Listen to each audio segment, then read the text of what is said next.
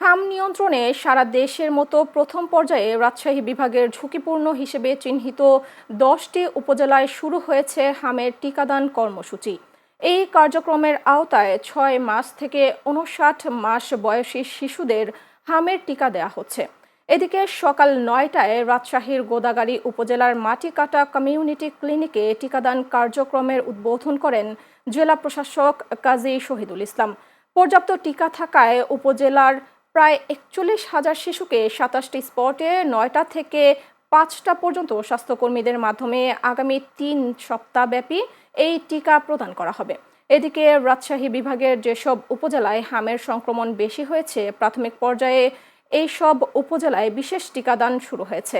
এর মধ্যে রয়েছে রাজশাহীর গোদাগাড়ী সহ পাবনার ঈশ্বরদী, সদর, আটঘরিয়া ও বেড়া, নওগাঁর পোশারা, চাঁপাইনবাবগঞ্জ সদর, শিবগঞ্জ, ভোলাহাট ও নাটোর সদর।